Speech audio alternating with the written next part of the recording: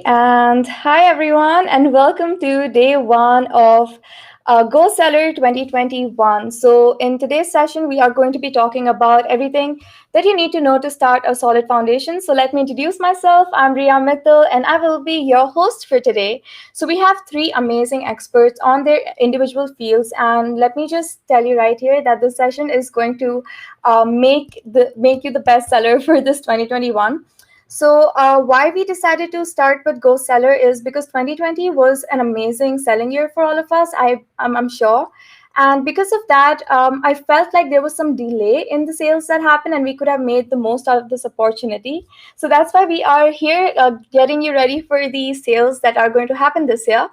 So the agenda for today is going to look something like this. Hello, everyone who's joining recently. You can leave all your comments and the questions in the comment section below. And I will be going over the agenda today. So we have three amazing speakers. We have Henrik Johansson, we have James Smith, and we have Menon. So we'll be starting the session with Henrik Johansson, and he'll be talking about profitable products that you can sell on Amazon this year. Then we have James from Alibaba, who will be talking about sourcing and inventory management. And then, of course, we have Menon, our in-house expert, who will be talking about how to increase your profit margins for this selling year. So this is just the day one. This is just the beginning. We have PPC, we have benchmarking, we have ranking, and we have so much more to offer in the next 2 days. So let's get started with our session today.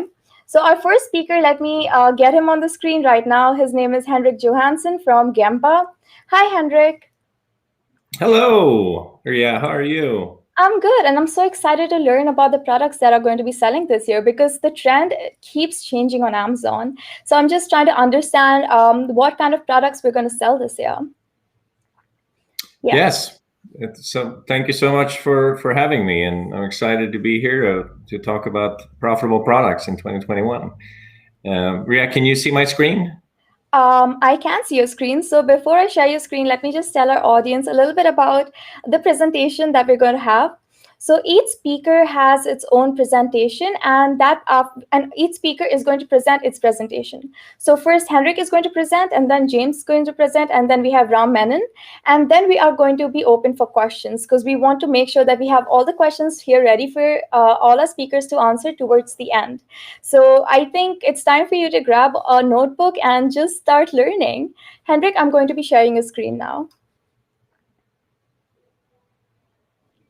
There you go. All right. Well, thank you everyone that's here for listening, for tuning in, and I think you're going to have a great day of content today. I'm going to start talking about profitable product strategies for 2021 and how to pick profitable products for your business, which may not be the same as for every business. First, a little bit about me. Serial entrepreneur. I've started a lot of different companies over the years, and currently CEO of Gemba. And Gemba helps companies, particularly e-commerce companies, create and sell new products. First, why am I here talking? What do I know? A little bit about products. I've been an entrepreneur for over 20 years. I have raised over $60 million in venture capital. I've started several different businesses, mostly technology-based, because that's what VCs are looking at, and that's my background. My last company, Boundless, we grew to $100 million in revenues. Over a 15-year period, we sold over $700 million of products. So a lot of stuff. We sold that to Zazzle in 2014. And a couple of years back, I co-founded Gemba. And Gemba was created for people like you that need to invent, create, design new products and source new products. So we'll talk a little more about that later. But let's jump into it. Gemba help with everything from research, identifying new products, to designing those new products, source, find factories for those products, and then manufacturing, overseeing the production of it. And we've worked with a lot of people in the FBA space.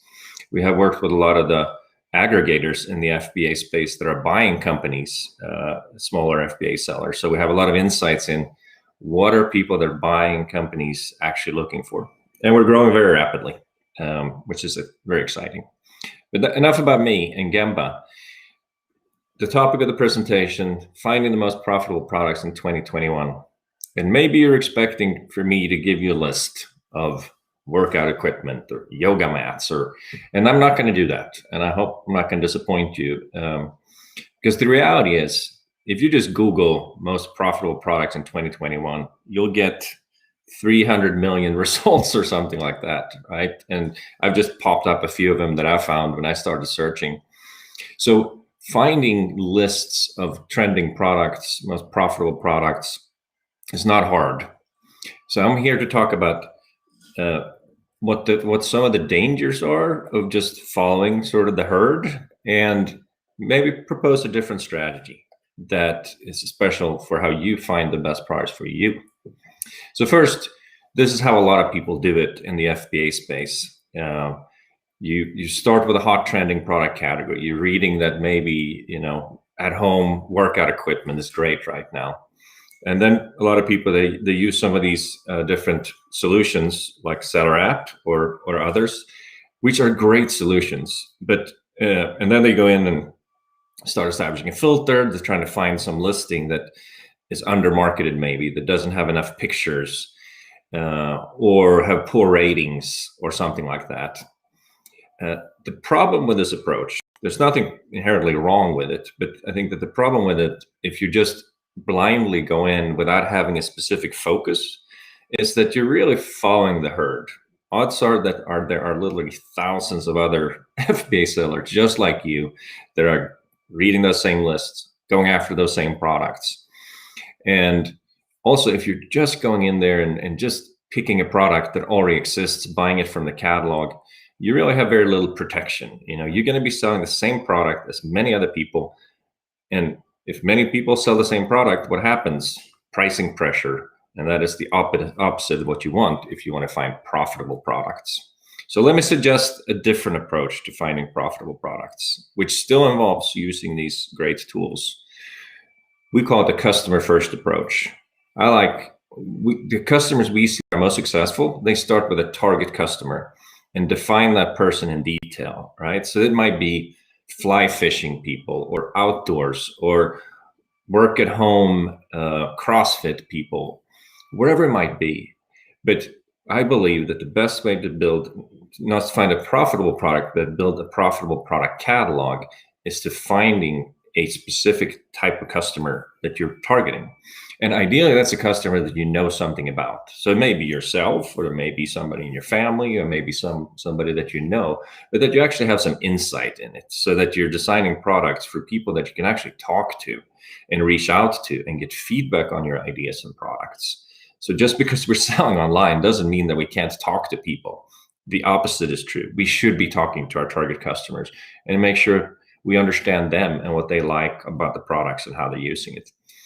Now you have the ability to build a loyal customer following, and that's the key to creating profitable products. So once you've identified that target customer, your ideal customer profile, then use the tools by all means to try to find products that are trending in the right direction, that are popular, and certainly if you can find undermarketed products or products that when you read the reviews, you can often find insights there in what the customers not like about the current products. And then I always recommend go create some kind of incremental innovation to the product. It doesn't have to be a huge difference, but try to find something that customers don't like or wish that existing products have, and tweak the product a little bit, because now you have your own product and you can sell that at a higher margin because nobody else is selling exactly the same product. And then once you get your first product going, you can continue to innovate and create more products for that same customer and build a loyal following. What are the pros and cons with these different strategies? Well, no doubt, if you're buying an existing product that's already in a catalog that you find at the supplier or the manufacturer, that's of course is faster. You don't have to design anything, so you can quickly get that product on the shelf. And custom products, when you start tweaking things, there is additional cost. You might require designs, molds, tooling, and it all adds cost and it adds time. But the other side of that is, like I said earlier, you can typically get better margins, less competition, and build a more profitable business. And if you're already in business and already started and you've been starting in one way, that doesn't mean that you can't shift to the other. So there's nothing inherently wrong in either in the strategy. I happen to believe that the custom strategy is the way to go. And just to kind of drive home that point, when you're looking at an acquirer's perspective, somebody who's looking to buy a business in the FBA space, they're looking for companies that do have their own product lines, that have some competitive advantage. They want product modes. Your product is a little different than others. They want to be able to launch additional products over time. So it's not just the products that they're buying the company, but they want to add more products. They want to consolidate operation. They want to consolidate marketing, and they want to sell it through other channels. And all that is a lot easier if you have a targeted set of products, not just a bunch of random products that you found. And in the end, all they care about is profits. They want to maximize profitability, not at the time that they're buying it necessarily, but they want to maximize profitability after they own it. And that's why it's so important for them to have these unique products that they can sell. All right. So enough about this, just letting you know that these are the 5 steps that we see the successful companies use to create profitable new product. 1, focus, identify your target customer. 2, research, find products that they're buying and find opportunities that may be underserved. Design it, tweak it a little bit to make it your own. And then, of course, you have to find the right factory, and you have to manage production to make sure it's done right. Again, I can help on any of all this, and would love to answer your questions about anything at the end of the session. So with that, I hope you got some value out of that. Happy to answer questions later, and I'm going to hand it back to Ria. Thank you so much, Henrik, for that presentation. It's much appreciated. And so for the last 2 parts where you spoke about sourcing, I think this is the time where we call James. And James is from Alibaba, and he's going to take care of the whole process, because we all know that Alibaba leads the market when it comes to sourcing. So Henrik, I'm going to put you back in the waiting room, and we'll get back in some time. All right. So okay, so I hope you all like that PPT and I hope you all like that deck on product ideas for 2021. So I can see your questions here. Thank you so much, Anthony, and so thank you so much, Nancy, for joining. And if you, before we move on to sourcing, I want to ask you all a question. So I see that there are so many people watching right now. So what kind of an Amazon seller are you, and how is your new year? Let me know in the comment section below, and I will get James on the video right now. So here comes James. Hi, James. Hi, you guys. Hi, everyone. Yeah, so nice to meet you. Thanks for having me, Ria. Oh, no, it's a pleasure having you. So James Smith is from Alibaba, and he takes care of all your sourcing questions, and he is here to teach us all about sourcing in 2021. And he's also going to talk a little bit about inventory management, which is so important for the coming year, because last year it came to us as a shock. So I think this year we have to prepare well in advance. James, I will let you share your screen. Thank you. Yeah, what a year. I mean, and what a year last year was. I mean, what a disruption. Some winners, some losers, but everyone had some sort of impact from what's going on in the world.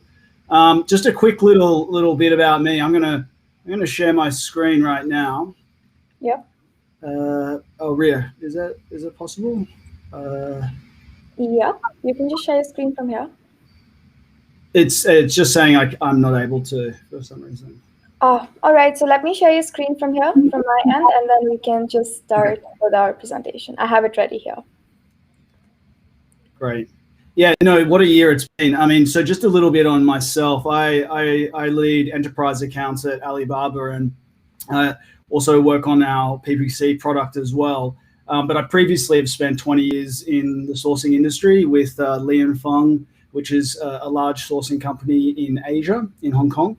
And most of my time was spent in China, frankly, sourcing products for US and European retailers, mostly in the home products sector, but also in apparel and textiles as well. Yeah, so I've got a few tips and tricks on what to do in 2021. And at Alibaba, we look at all that data. I liked Henrik's presentation. There are, you guys are the ones that know how to design and source the right types of products for your customers.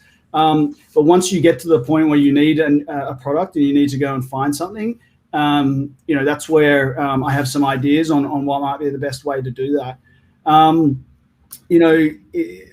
Ria, I'm not sure. I'm still not able to share my screen, but if you have the presentation, you may be able to. Yeah, give me a second. I'm just trying to pull that up right now. Yeah, so Yeah, I mean, and if you are used to sourcing products prior to COVID, you'll know that it's a different story today. No one's allowed to travel.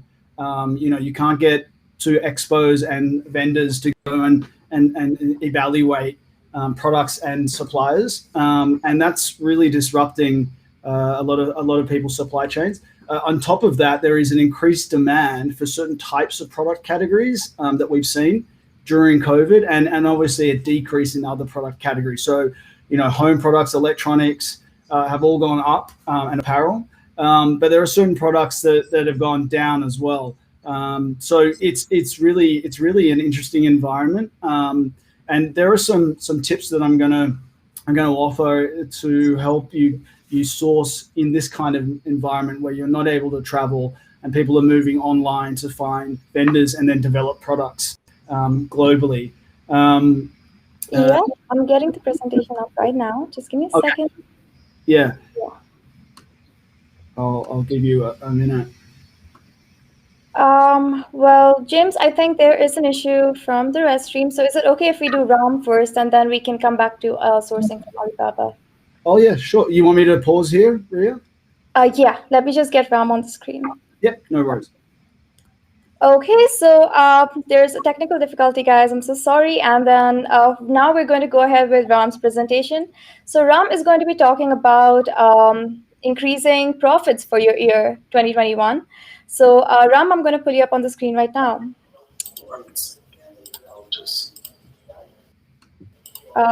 Hi. Hi, Ram, you're on the screen. Hey, Ria, how are you doing today?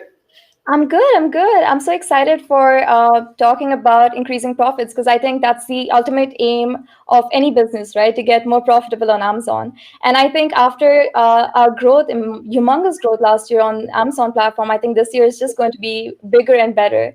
So I think you're like the perfect person to talk about how to increase profits for this year.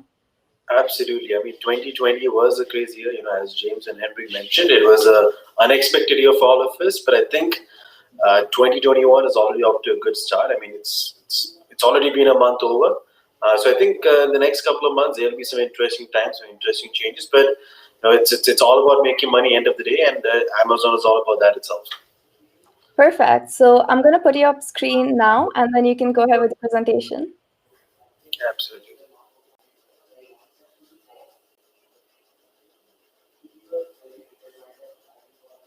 We can start now. Perfect.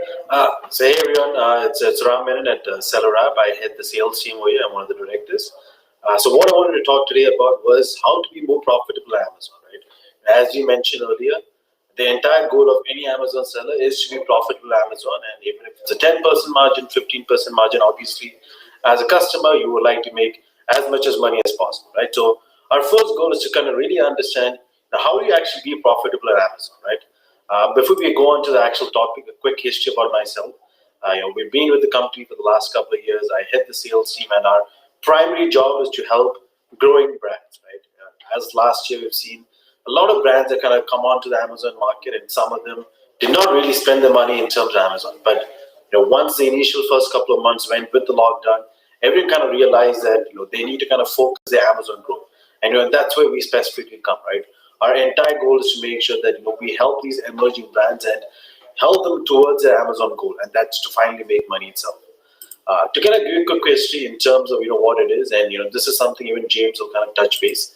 Obviously, the first step to understand is why Amazon, right? Obviously, no one needs to mention what Amazon and why Amazon, but just to give you guys a quick history, obviously it's one of the biggest e-commerce marketplaces in the world. If you're able to find the right product, it is helping you in the long-term business, right? So with a single product, I've seen customers make close to $30,000 a month. With multiple products, you can make somewhere in the six figures. One of the easiest methods on why Amazon is, it is one of the fastest fulfillment methods, right? As a customer, as a seller, your always goal is to meet your customer's demand. And what better way to reach the customer's demand is to ensure that the customer gets their product on an early basis, right? And the easiest method is through the FBA of Amazon, where when you place an order with the customer, you end up getting the goods within a day or two, right? And that's the sole reason why everyone wants to do Amazon business, and it's obviously one of the biggest places of e-commerce business. Now, to kind of help you understand, how does SellerApp really help you find the profitable product, and also help you make the money in the long way, right? As all of you guys know, we partnered with Alibaba, last year to kind of help our customers out with their profitable products here. So obviously, with Alibaba being one of the biggest marketplaces to kind of help all the customers out with using our technology of data and also the analytics part of it, we help our goal is to find the right product, right? Find the right product to actually make money. As Henrik earlier mentioned, you have to use a creativity part, you have to use your own design part, and you have to make a product which is of your own USP, right? And that's what we try to do. With our data sources, with our product research feature, we're able to kind of help you out and say, hey, this is the final product you need to do. When Alibaba comes into place, we are able to kind of say, hey, these are the top suppliers, these are the supply details, and this is how you can actually place an order in Alibaba, right? As you know that Alibaba has over 3,000 suppliers in Alibaba, and finally, they make their job much more easier, right? I mean, as a new seller, you have no idea which supplier to really contact. But with the Alibaba source, with the SellerApp's product research tool, as well as the product sourcing tool, we are kind of helping our customer make that final decision much more easier itself. To kind of give quick history, obviously, as I said, we have done the Amazon product sourcing tool and the Chrome extension. So you really go into Amazon page, you quickly using up the Chrome extension. It gives you a quick decision making, say, for this product, what is the analysis? Does it have a low demand? Does it have a high demand? Does it have a medium demand in terms of product? And then finally comes to whether the data is actually reliable or not, right? So at the end of the day, using our algorithm, using information which is available, what we try to showcase is it's close to 95% reliability, right? In terms of the actual product, in terms of the actual data itself. And what we really USP ourselves on is the expert consultation, right? With any customer going on to Amazon, with any customer trying to launch their business in Amazon, one of the biggest things we've always found out that was they're not able to get those questions answered, right? And what we really try to do with our service is to kind of help you navigate through the whole Amazon services itself, right? Where from the right step of finding out the product to helping out figure out whether this supply is good enough to onwards we're helping you in terms of the listing optimization and onwards in terms of the advertising itself, right? And that's where our USP kind of really lies. As I said, one is simple to use, easy analysis, reliable data, as well as the expert consultation. Going on to the next slide.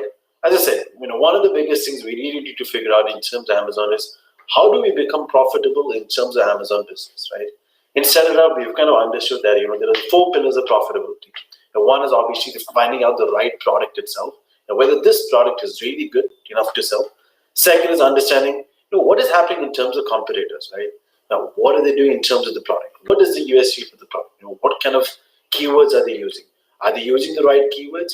Second, which is the most critical part in any Amazon business, that is your marketing, right? That's your pure PPC, right? Your pay-per-click, where as a customer, you need to spend enough amount of money so that you can make a profitable business. And the third part of, or the fourth part of it, my mistake, is the expansion, right?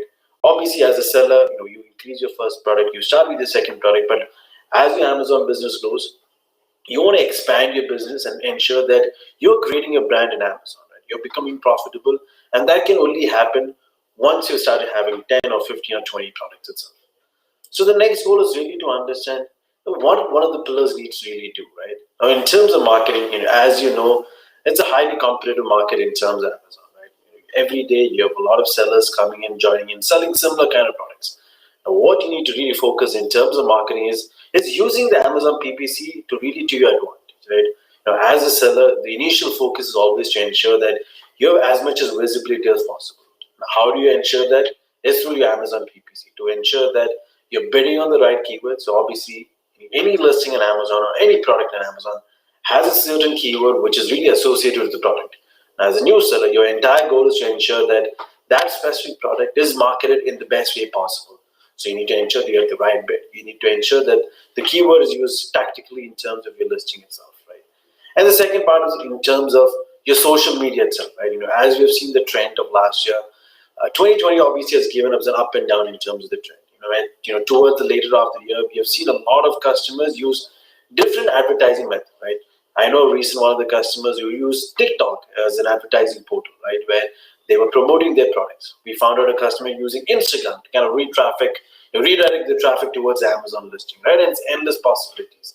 With more methods coming out on Amazon, with more methodology coming out on Amazon, we have to ensure that every possible channel is used in the best way possible, right?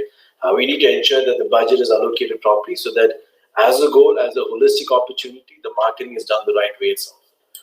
The second part is obviously, as I said, we touch base on the Amazon PPC, right? So the entire, the purpose of Amazon PPC is to ensure that you're creating a brand in Amazon. You're creating the awareness so that customers are able to find a product, and end goal is get more sales, right? We have a saying in our office, along with the PPC team that you pay the Amazon God's will, then that's the PPC.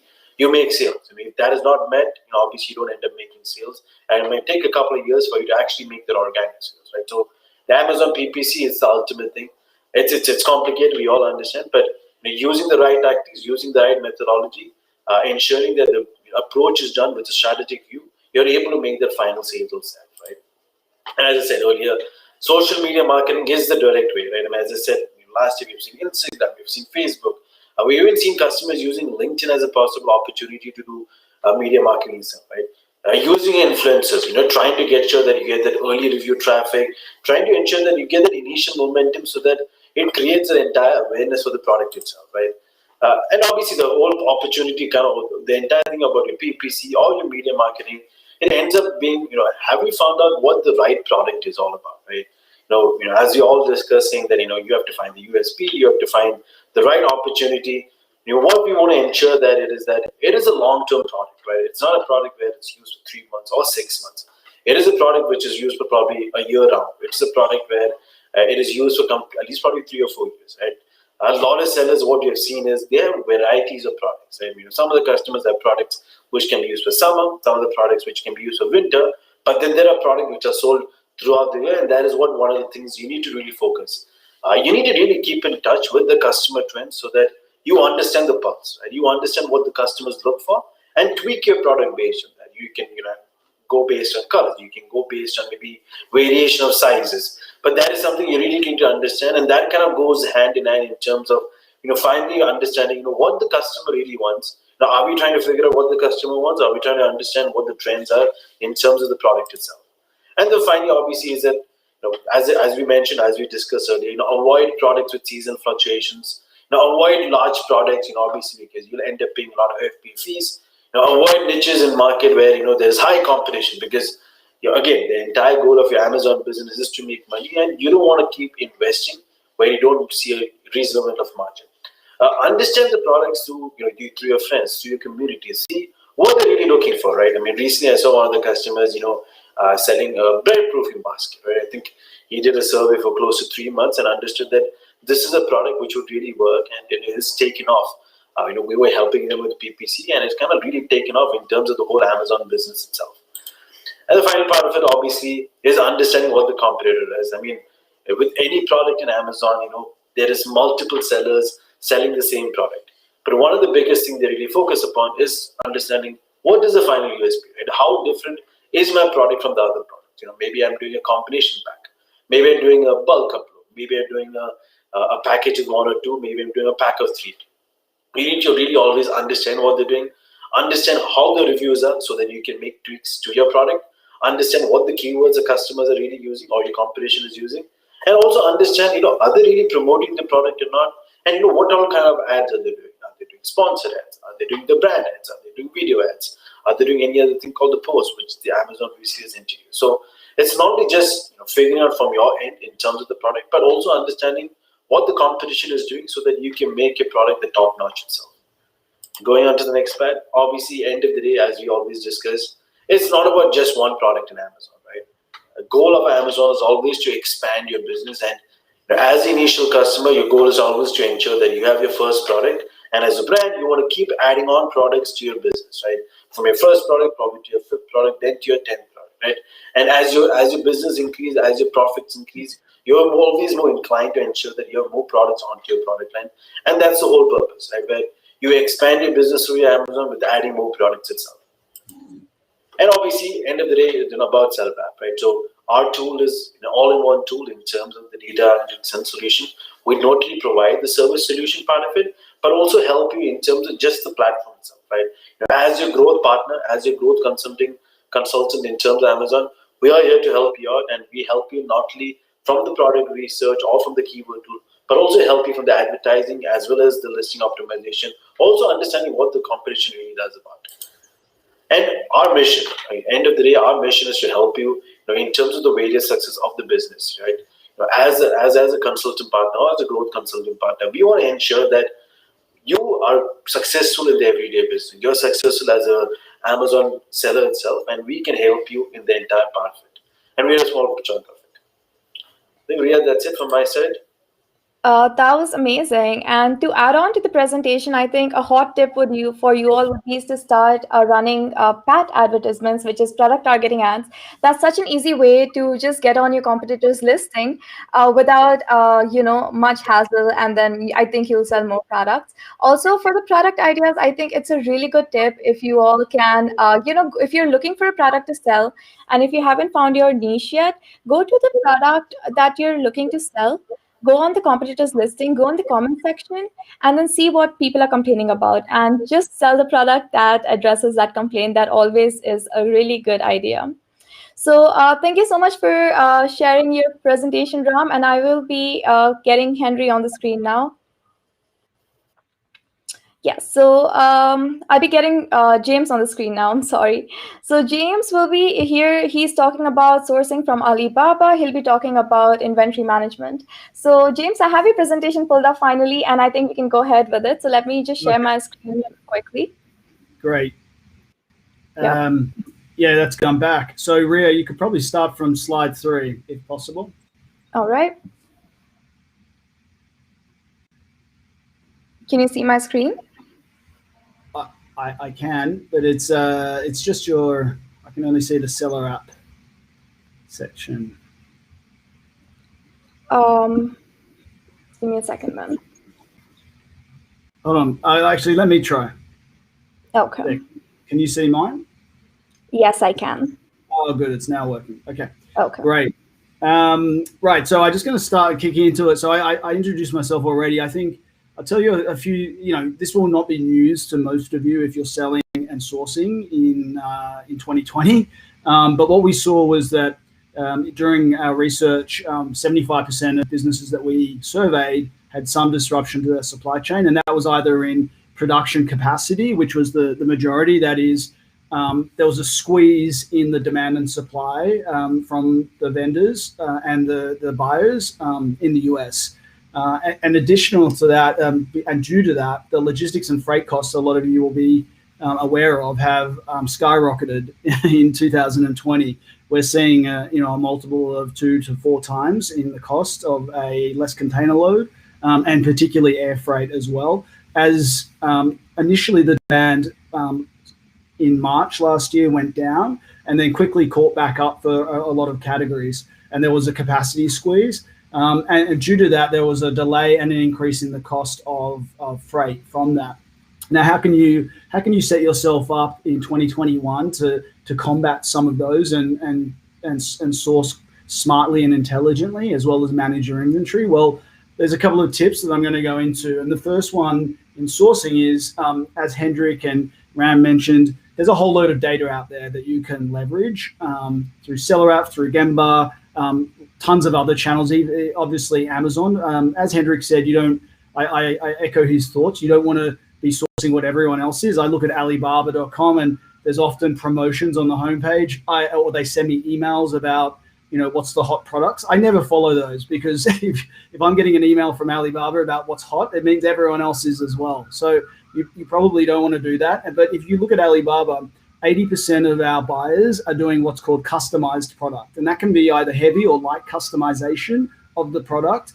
That can be anything from changing a color, a logo, to adding some sort of incremental increase in developing that product beyond what it already exists. And I liked Henrik's example of reading reviews to get ideas around what is best to develop your product. But the point here is there's tons of data out there that you can leverage to find better products and ideas, as well as the best priced products and gaps in the market. So use that. The next thing is, when you're sourcing on anywhere, frankly, and especially when you don't have the ability to go and view the factory, the seller, or even get into the country, you're going to be doing it digitally online. And when you're doing that, I often find it's very important to sell yourself as a buyer.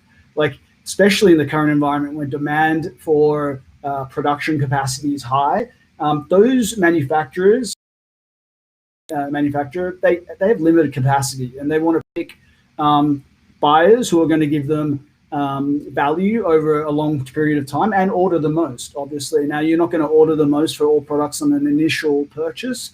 Having said that, give them all the information they need to make a credible analysis of who you are. So that means your website, the background of your business, the history of it, and if possible, any forecasts on what you already sell, for example, what has been good for you, and build a relationship with them, because that's important and it will affect your business moving forward. The other thing is, be clear about what you want to buy from them. Now, as I said, 80% of our buyers do a customized product, not what we call ready to ship or off the shelf products that are usually less competitive and have much less capacity for you to charge margin and make a better margin and profit from those products.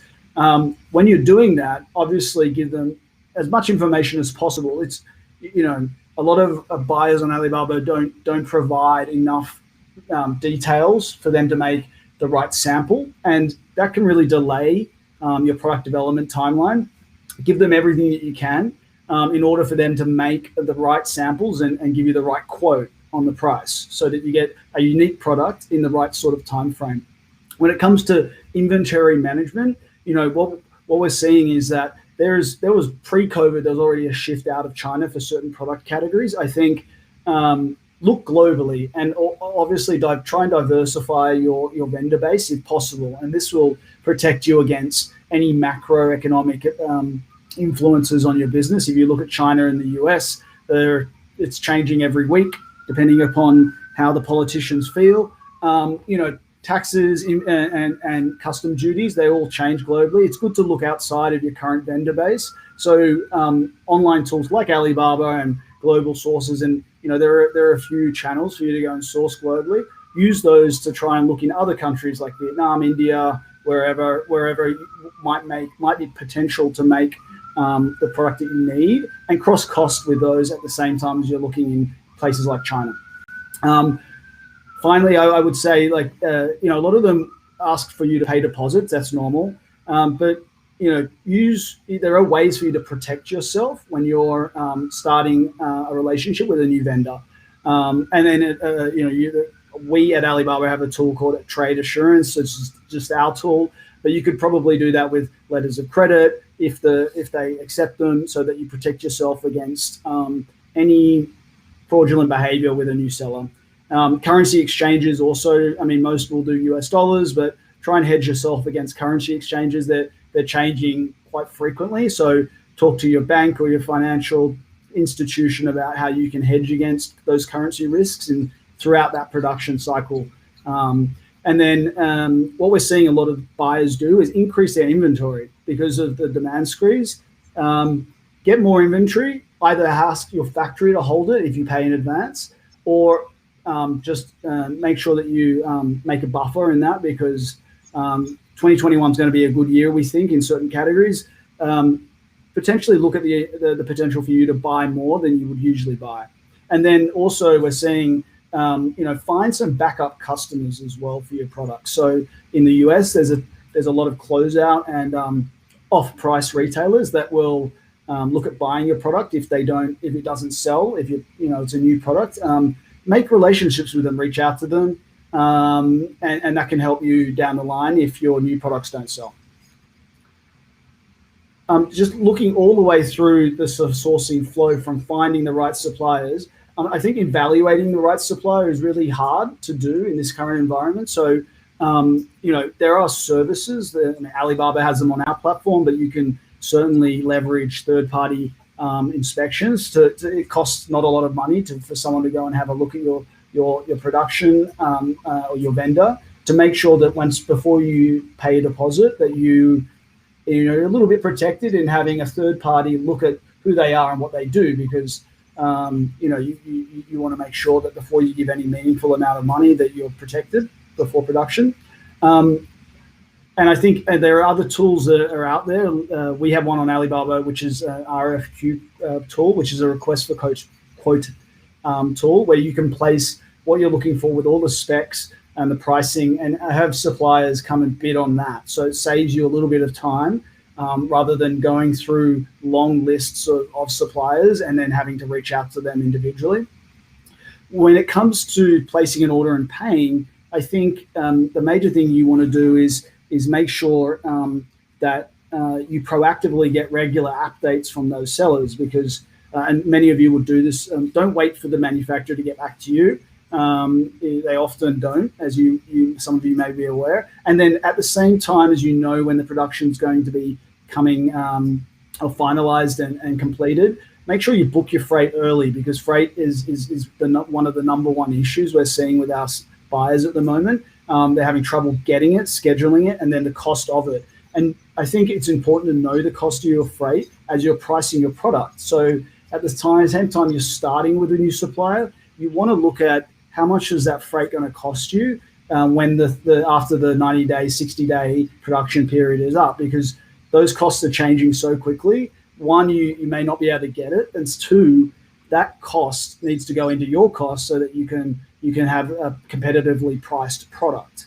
Hey James, I'm sorry to interrupt right now. I think your presentation is stuck on slide 3.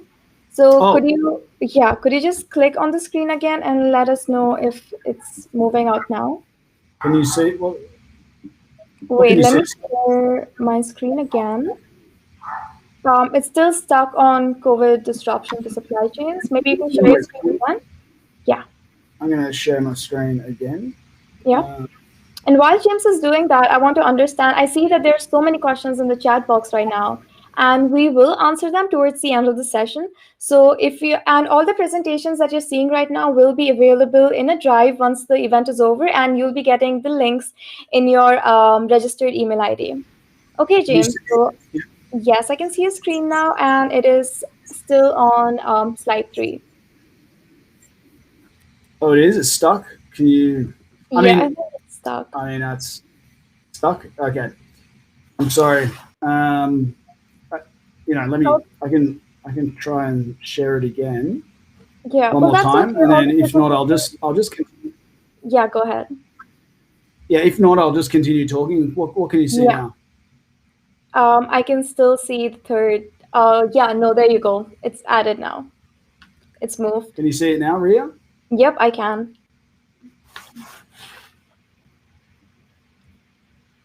I can see your screen, James. Well, can you see?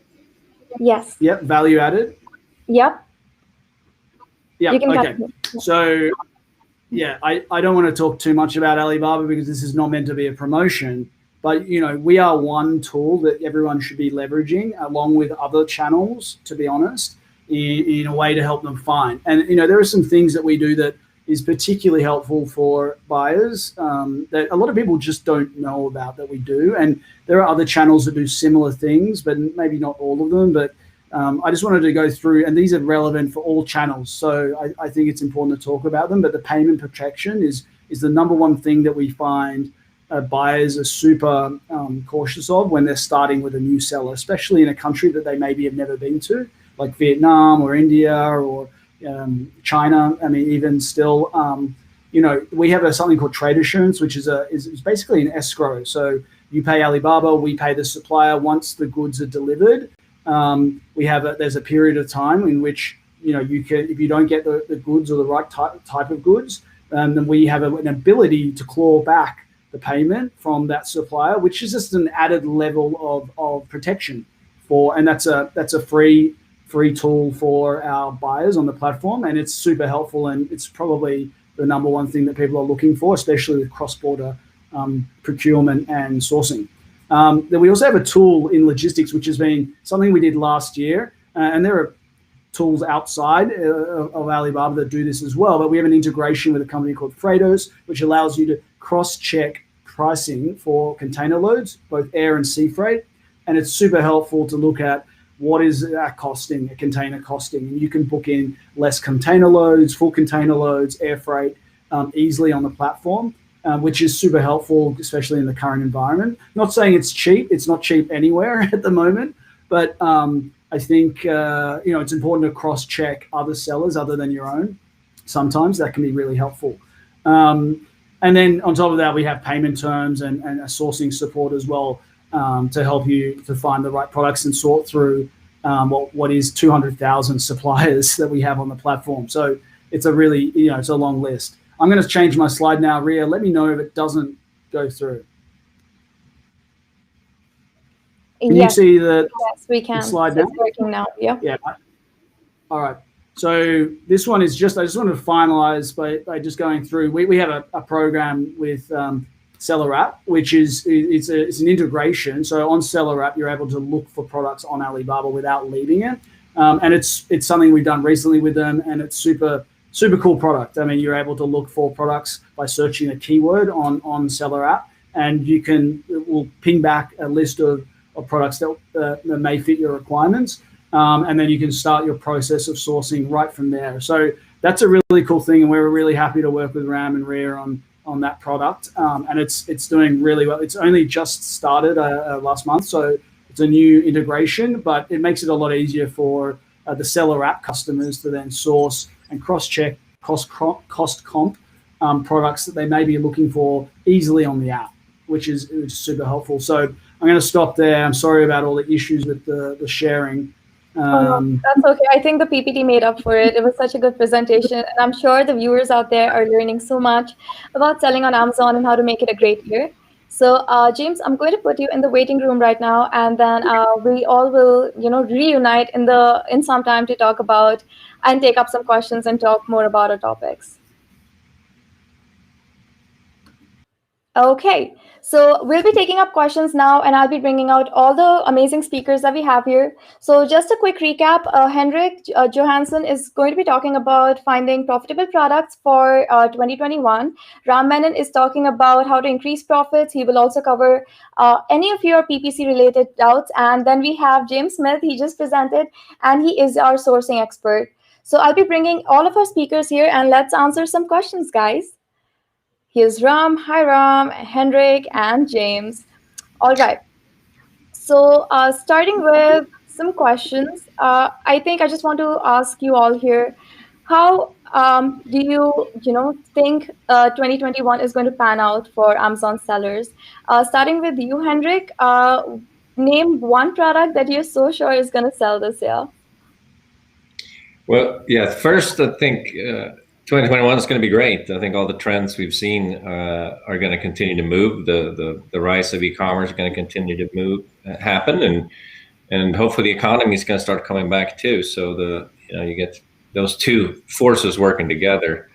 I think the other side of that then is kind of what a lot of us have talked about, that the more sellers that are coming in, the more competitive it is. So I do think that my recommendation to sellers would be to really try to find unique products, differentiated products. Don't just jump on the bandwagon of what everybody else is selling.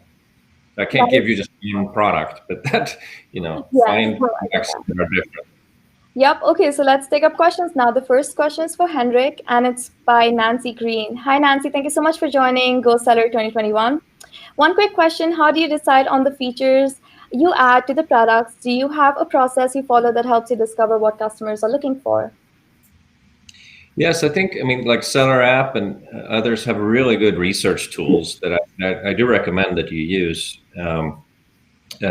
We mentioned earlier, reading reviews, I think, is incredibly effective. Look at the reviews where there are 2-star and 3-star reviews. Why are people not satisfied with the product?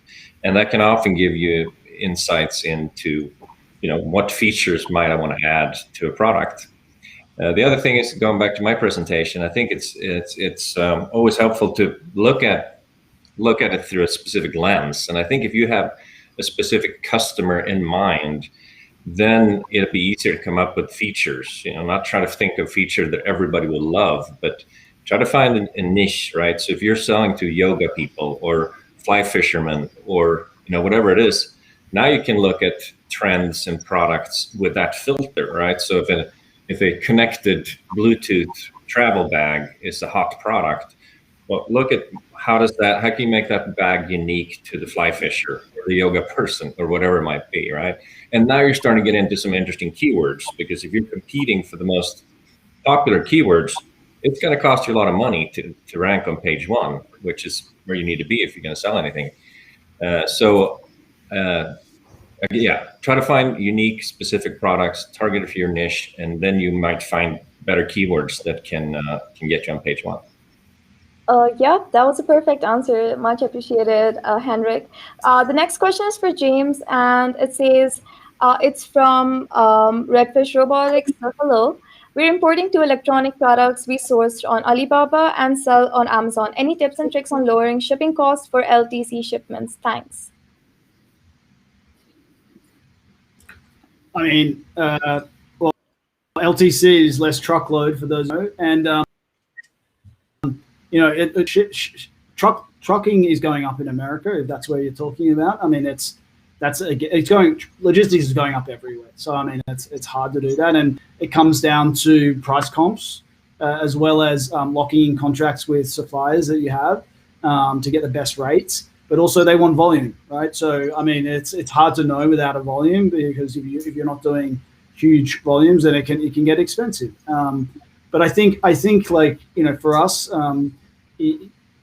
lowering shipping costs is about shopping around, and then once you have a supplier you like locking in terms with them for a longer period of time, so that you're immune to some of the price fluctuations that have been pretty rampant in 2020, to be honest.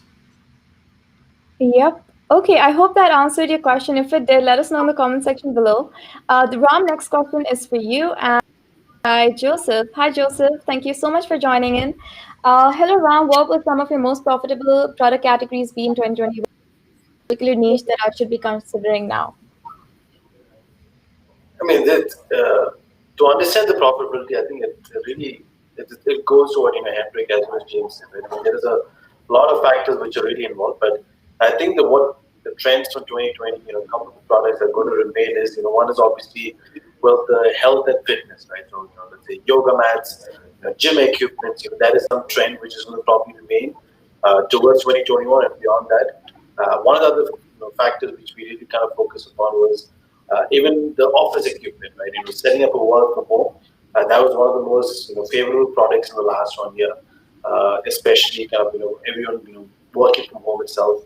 The other product which we really saw a trend was the supplements, right? So again, it really requires a good niche, but I would say these three product categories would be a good future segue to 2021. And again, end of the day, really depends on how much what is your margin, what is the shipment cost, and all those factors. Yep, and thank you so much for that answer, Ram. And I see that Redfish Robotics has endorsed James, saying that it was a perfect response. So thank you for letting us know, Redfish Robotics. Okay, so the next question is for Henrik, and the question is, just a second, let me pull that right up. Okay, there you go, Henrik. So it's by Anthony. You have talked about finding the right product, but how can we be sure that the product is going to work on Amazon? Any specific factors that I should look out for?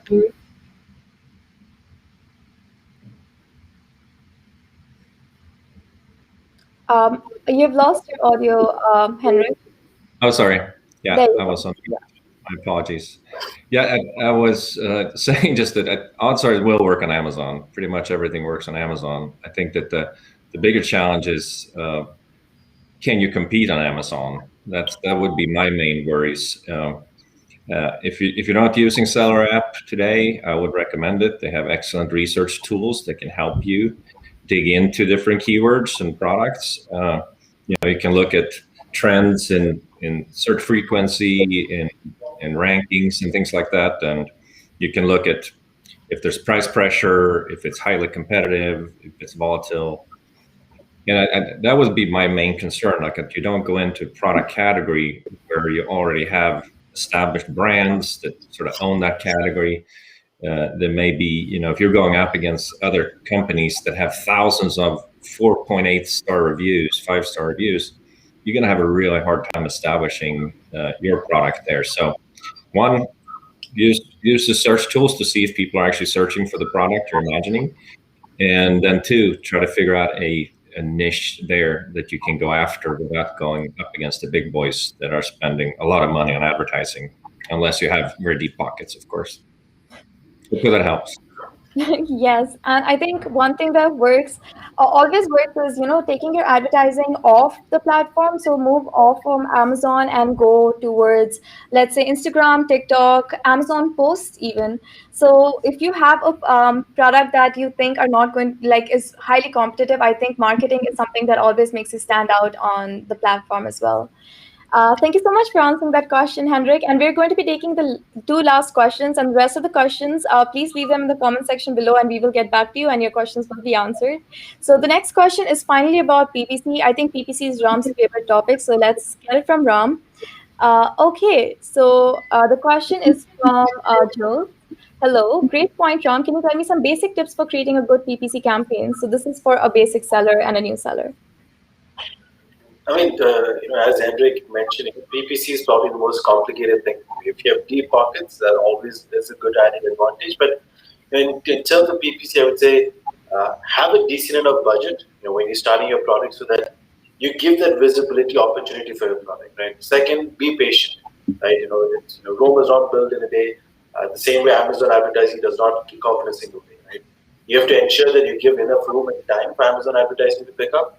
And the last but least point is ensure that when you're doing actually advertising, you use the right keyword. Right? A lot of times what happens is customers end up advertising for a lot of keywords, but maybe out of the lot of keywords, probably 5 keywords are really relevant, right? And ensure that you have a good strategy. That's the end goal, right? I mean, without a strategy, without a plan of action, without a goal, there's really no point of running advertising, right? So again, it's easier said than done, but end of the day, I think having a budget, might really help you out in the long-term business. Yeah, and a word of caution, advertising for beginner sellers, if you have no experience, can get kind of expensive. So you have so many tools in SellerApp that you can check out. Some of them are free. And if you really need our services, feel free to reach out to us. And then for all the registered users, SellerApp is running 30% off right now. So you should definitely take most of this opportunity. So the last question here is for James, and it's about sourcing. So hi, ASJ Tech. What happens when a supplier or manufacturer on Alibaba reneges on a contract? Are there protection in place for buyers? Yes. So it depends at what stage they renege, but so one thing on Alibaba, a lot of sellers ask you to go offline once off the platform to make the payment.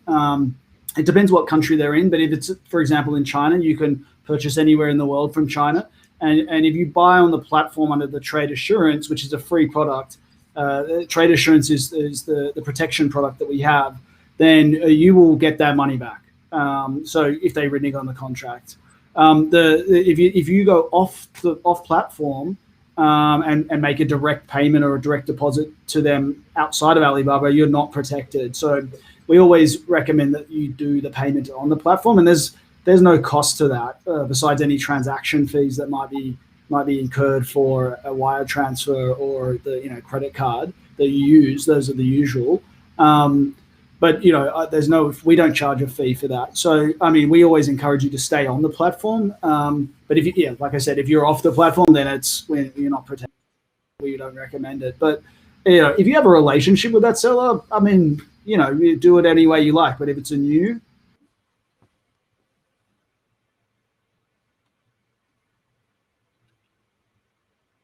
Okay, so while James takes a quick break, I am going to thank you all for being here. And I think this was such a wonderful session, and I would like to thank you all for being here. And I would like to thank all of you who attended the webinar as well. Let us know in the comment section below if you liked it. And do do come in tomorrow for PPC related topics, because we are covering everything that you need to know about PPC. And we have our in-house specialist, Menon and Reddy, and our customer come in as well. So you'll hear a case study. So I think it's going to be really interesting. And thank you so much for being here, everyone. And I would like to end the session now. Bye-bye. Thank you, everyone. Appreciate it.